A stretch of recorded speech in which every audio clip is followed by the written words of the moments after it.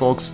Today I have photographer Melani Lust. She is, first of all, an amazing photographer, but secondly, she tells some incredible stories, particularly of wedding speeches that you are not going to want to miss. So I'm not going to even drag this out. Let's get going. My name is Brian Franklin. I am the co-founder of vowsandspeeches.com, where we help people write and practice personalized custom vows, wedding speeches, ceremony scripts, and all of the speaking parts for any kind of event. If you or someone you know needs help with one of these things, please reach out to vowsandspeeches.com. That's VOWSAND speeches.com, or you can email me directly at Brian, BRIAN, at vowsandspeeches.com. My guest today is Melani Lust. Melani is a photographer based out of Connecticut and New York City, right? Manhattan, and travels all over. And I got to know Melani because Melani had a speech to do, and we'll talk about that in a little bit. But welcome, Melani, and thanks for joining us and taking the time. Thanks for having me. Honored to be here. So, Melani, how long have you been a wedding photographer, and how has this evolved for you?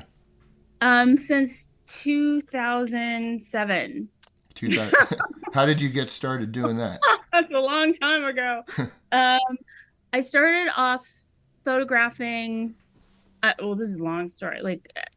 Photographing art objects. When I was doing my master's degree in art history, so we had to dust off the sculptures and paintings and light them and photograph them for our theses, and then I ended up having kids and moving to the burbs and photographing kids. And then my daughter's preschool teacher got engaged and asked if I would do her wedding. And then, she fell in love. I fell in love with wedding photography, and we're all in love. I couldn't stop. So which is easier, photographing kids or photographing brides or grooms that are acting like children?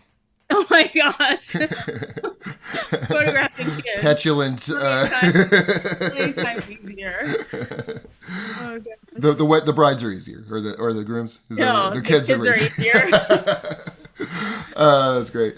Okay, so tell me, what's the percentage of weddings that, in your mind, have I don't want to say a disastrous speech, but perhaps a boring one, or where things are just not going correctly? You've done a few weddings since 2007, right? Yeah. I would say maybe 10% of them are disastrous. 30% of them are boring, and 25% of them are just too long. What makes something disastrous in your opinion? What qualifies as disastrous?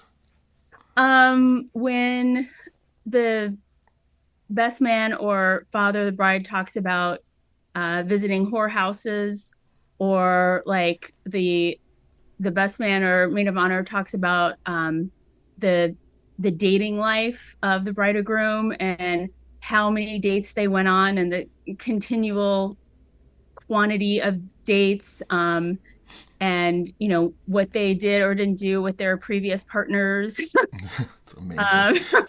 Let's get back to whorehouses. Okay. Tell me the story. I think you've told this to me before when we were talking earlier, when we worked together. But what's this story? Let's hear it. Oh yeah, we had a father talk about how the groom and his brother, he took him to a country. I don't want to be too detailed. Let's say Brazil, where women are plentiful, gorgeous, and cheap, and how they did the round of the whorehouses, as a bachelor party, and how they shared this one particular one, and he went on and on about how amazing she was and how they each took turns, and it was awful. No, really? Yeah, oh my it was God. awful. Yeah. So it was 300 guests at this wedding. So you're sitting there. You're not sitting there. You're running around taking pictures, and behind your camera, you're cringing. But first of all, where do you point the camera at this point? Yeah, so this is a problem. So I have pictures of people cringing, but then the question is, do I deliver these? Like, this is a horrible memory. Like, I don't think, I mean, we can laugh about it. I don't think they're laughing about it to this day. So yeah, what happened afterwards? Like they dropped this bomb, and then Yeah, so we deliver like one cringy picture each of the bride and groom, just not super cringy, but where they're like their heads are in their hands or yeah, something. So we see their face, but they're clearly upset. The wife, the mother of the groom, I just didn't include pictures of her because it yeah. was just too sad. But it Um, just killed the wedding. I can only yeah. imagine, right? Yes. Oh my gosh, Yeah. that. I mean, talk about it at, I don't know, the bachelor party or I don't know, guys' night or whatever. But I just feel like um, first of all, I probably shouldn't talk about the bachelor party at any point, even if it's a benign, even if you went and played bocce ball or something. Like, just don't. Why bring up something that could have been a source of anxiety for someone, right? But and if we had a fun time last week at in wherever that was, Brazil. yeah, But we explored the local flavors of Brazil or oh, something like oh my that. gosh, We enjoyed tasting this. We yeah. enjoyed this plate. It's a I very don't that's know. Like, a so very close enjoy- family. It's a very close family, yes, right? yes, yes. That's great. I mean, it's not great. It's not. It's terrible. It's exactly what we're trying to stop, Not right? true. But Yeah, it's a fun yeah. story. Anything else pop into your mind? Like, besides Yeah, I had what stands up? like high school sweethearts in New York. They went to school together, private school, and then the the bride went on like a 1 year sojourn. And the mother of the bride said in her speech how she was encouraging her daughter to enjoy the men of all the countries, and how the daughter was saying that she was in love with her high school sweetheart, she would never think of it, and then the mother went on and on and on how she was pushing her daughter to sleep around. And it just, the daughter was really mortified, and she had her hand on her neck saying stop, stop, and then the sister was waving her hands, stop, stop, and the mom just kept going on and on, thinking that she was saying something good, that like my daughter refused to sleep around even though I was pushing her, but she just went on and on about how much she was pushing her. Oh It was just my really god. bad. The poor groom was just like, his head was down. Yeah. Oh my It's goodness. not What good. are there ones that stand out for you that are, or well, let's just say, what are the? Let me reset that. Are there speeches that stand out as being like the best speech you've ever heard, or the one that? Well, yeah, the one you wrote for me. Oh, well, of course. Hey, there you go. Of course. Well played. Well played there, It's Melanie. true. It's true. I did not set that up, people. That was great. Oh, I mean, I set it up, and that's great. So no, besides that one, we'll get to that one. But Yeah, I think generally the ones that make people laugh, make people cry, and that really um, take in the consideration of the partnership, so that first establishing like the relationship and telling some like funny anecdotes that are really unique to that person, and then pulling in the other person and talking about like how the partner changed, partner two changed partner B for a variety of reasons, and why they're a better person, and how like that union has enhanced their life and the speaker's life. If you're a close friend, of course it would change your life too. So those are the toasts that are really moving and wonderful, and you can see like everyone's crying and just silent and just really feeling the love, and then the whole atmosphere is just like electricity with like love for that union, and it's magic. it is. I love when it goes right. When there's when you hit the right note, and the room's with you, and they're listening, and Mm-hmm. and you can feel the emotion in someone's voice when they're talking about whoever, whether they're either son or daughter or best friend or whatever. It can rock the whole room, and get everybody really keyed up. And then when the dancing comes back, it's like everybody's feeling it, right? Yeah. But Yeah, it gives you insight into the couple that you didn't have, yeah, before the wedding, and that just brings you closer to everyone. as someone that's had to suffer through probably hundreds and hundreds of bad speeches. What do you think the right length of a speech should be? What feels right to you as a photographer? You're in the room. Oh gosh, maybe 3 minutes? Is that like 3 minutes? That's pretty standard. We could go to four, but Yeah. three. What One is way too short. one's too short, right? Yeah. You have clients that just they want to get in and out. They're not comfortable speakers or whatever. They want to get up there and just get it over with, and that's really not what the couple wants, especially, right? And you want them to stay short, but they don't want them to just get up there and go, wish you guys luck, and then sit down. Yeah, So we have a lot of that too, and I really don't like that. Where they're just yeah, like, "Oh, we're so happy you met, and we wish you the best of everything in life, and cheers to your future." And yeah. it's like, what? On Wait, the wait. well, there was that was really impactful. Yeah, Did you yeah. ever tell them you loved them when you were parenting? Oh my gosh. Right. I think that sometimes when I'm listening to some of these speeches that I didn't have anything to do with, but they get up there and there's no expression of emotion whatsoever. Sometimes it's just like, oh yeah, good luck and great guy. And conversely, what's the longest speech do you think you've ever heard? Oh gosh, it probably was like 12 minutes. It was awful. It was tough. It was a father of a groom and just loved them both to death. But the father listed every single one of the groom's accomplishments, and he was very accomplished. Mm-hmm. But like things like what he did in kindergarten and like the Yeah, grades he got, like when he played baseball and little league, and just went through even then, like he became successful in his profession. And even like down to the car that he bought and how proud he was like of the customization. And I was just like, wow, yeah. people are looking around, and like, you love your son and there's a lot to love, but we don't need to know We all don't of need the that. menu, right? No. Right. You almost forget that you're talking to the couple. You're not talking just to the audience. You're talking to the couple. So you wouldn't be like, I love you because back in sixth grade you got Student of the Year award or whatever. Like you tell her why you love them in a more personal way. Before we get to how we work together, when we go to a lot of people that are listening to this are preparing for their own wedding and they're thinking about their vows and they're thinking about their ceremonies. What are the elements that you love in the ceremonies that you think back on, and those are the best ones, or the most personalized vows? What are the aspects of those that really stick out for you? Well, definitely when they're personalized. Yeah, um, I do over here on the East Coast. I'd say like half my weddings are church weddings, believe it or not.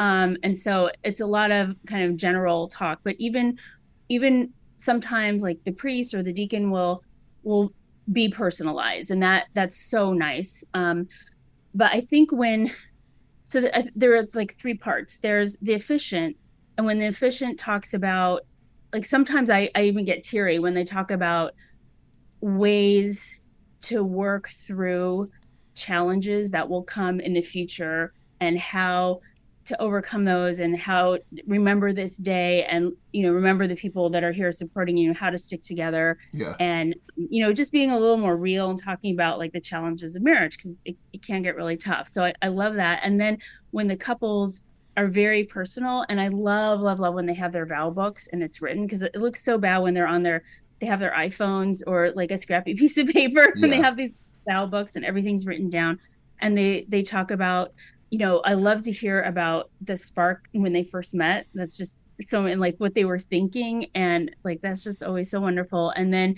how the other person has changed them, and how the other person has like brought them up either to see things differently or do things differently or become a better person. But just like really the ways in which that other person help the partner yeah. um the best.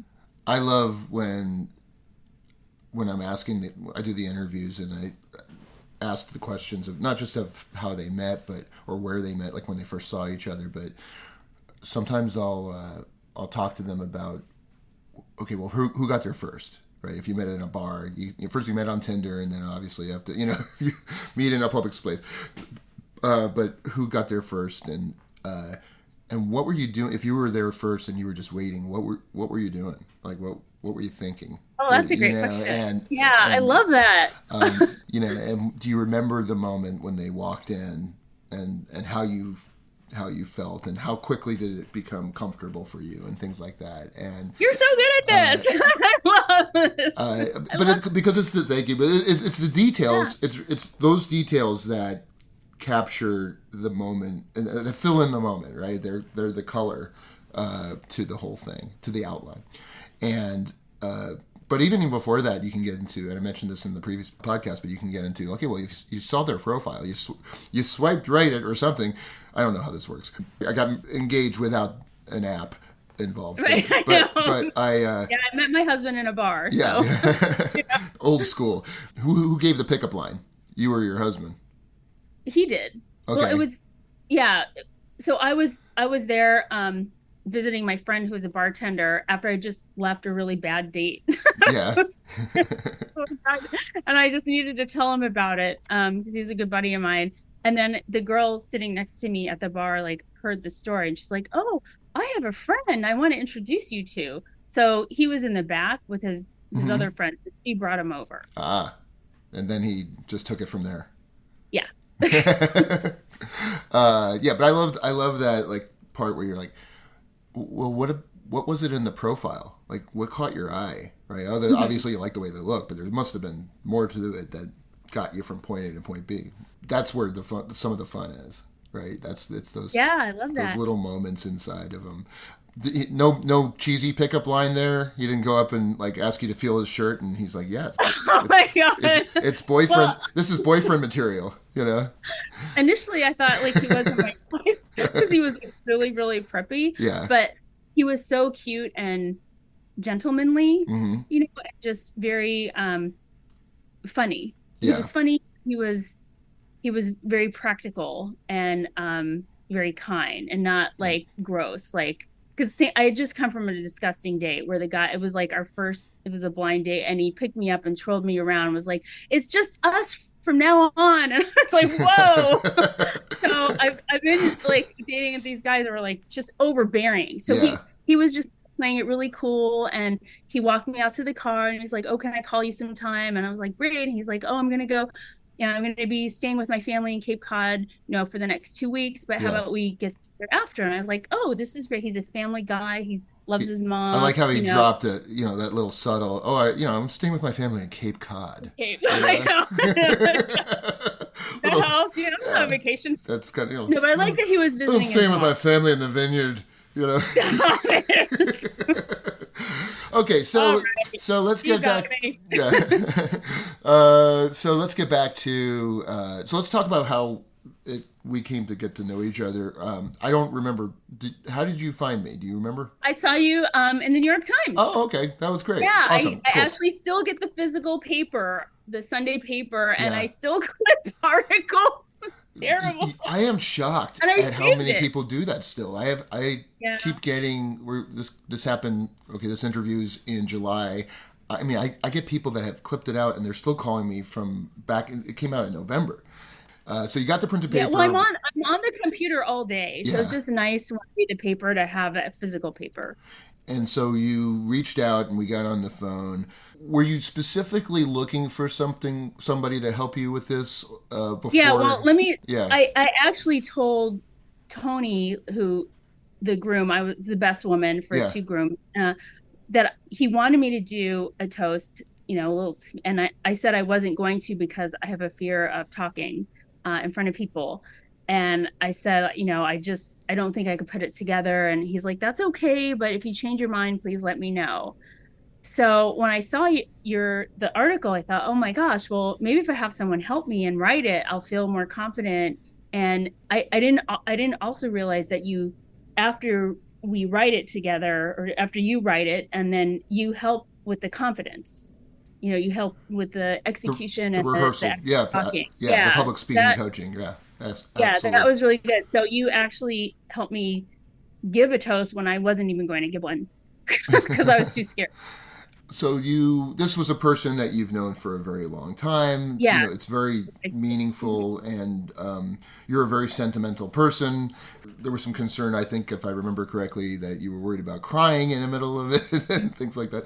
Did you like the process? I'm just curious in terms of how, going back and forth, how did you feel about the process of writing it? Because we started with the interview, we went back and forth on a couple of drafts. It really didn't change too much, but we added and subtracted some things here and there. But The process yeah, was great because I mean, not only did you nail the speech, but I feel like it brought me even closer, if that's possible, to my friend because you asked such great questions. And so it really got me thinking and just, reviewing our time together. And it was really fun. And like, I like to talk about him. So yeah, our 1 hour, it was like, oh my God, it was great. yeah. You're Um, talking, yeah. You're talking about someone you love, and yeah. it's easy, but it's also easy to forget a lot of the things that happened in your relationship. I mean, you Yes. together, I right? was shocked. I was like, oh gosh, okay. Yeah, and you forget those moments sometimes without prompting, and that's one of the reasons why I don't do questionnaires, because I feel like there are times I'll hear a little piece of a story and I'll go, whoa, wait, I wanted to hear more about that piece of it, or I'll dig it a little further, and then when you dig a little further under the surface, you uncover a whole nother story that talks even more so about why you guys work well together as friends in this case. When you got up to speak, how did it go? Like, I mean, tell me how it went. Oh, well, yeah, I cried, but Well, you're supposed to cry. We want you to cry. You know that. Right? okay. A little Um, bit. so there's a best woman and a best man. Mm-hmm. And so I practiced, like we both practiced together like the night before. And he was like, remind me if you cry, it's okay, just look at me. And so I'm like, okay. So I just looked at him and he was like cheering me on. And then everyone like started clapping and they were like, just to keep me moving. So it was good. And then, oh gosh, now I'm gonna get emotional. When it was over, so he was kind of sitting in the middle of a booth. He was like locked in with Mm-hmm. people in the booth, so he couldn't really get out. And I saw he was crying, and he just mouthed, "Thank you, I love you," and that just was like, Aw. oh my God.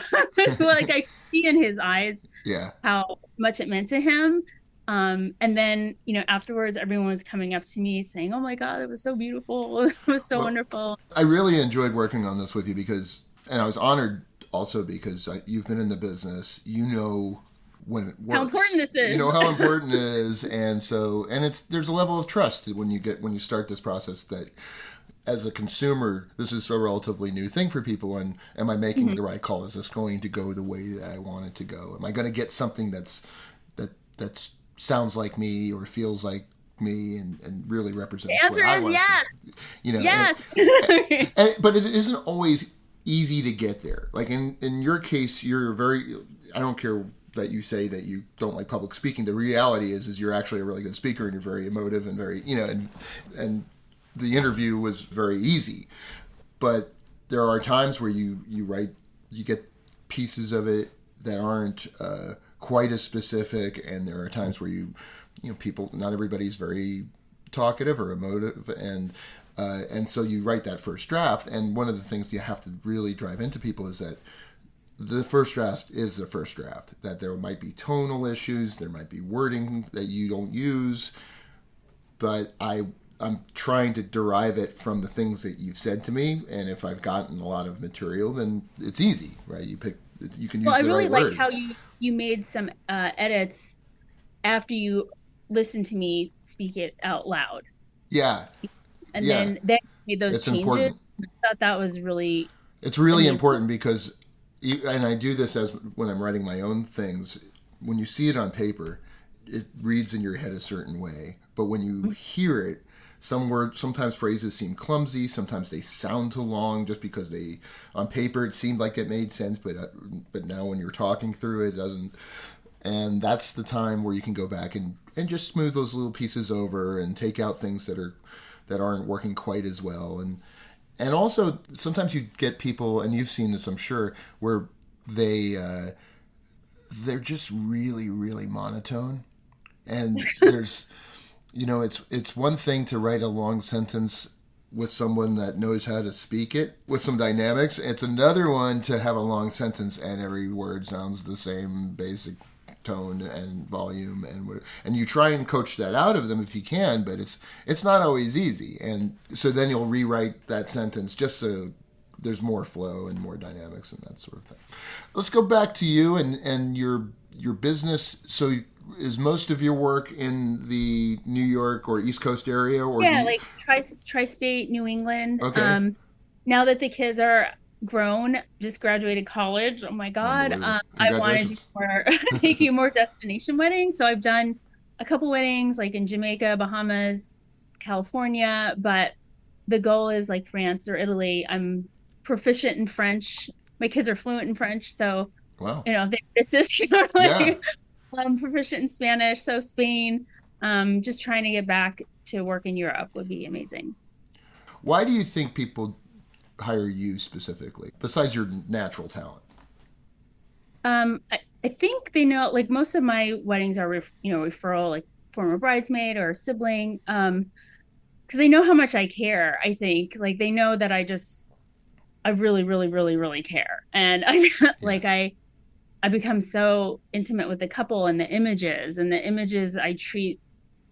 I mean, this may sound a little crazy, but they're like my babies, like I just feel like so close and protective of them, and want to make sure that before I set them out into the world, that Yeah. they're the best they can be, and they're going to bring joy to whoever sees them. So, yeah, they know that I'm always looking out for not just the couple, but their families and their closest friends and their siblings and parents, especially. That like I want to make sure look at it, it's not just the bride and groom, it's a family event, and so I approach it that way where I feel like equally responsible and caring towards like all of the family members.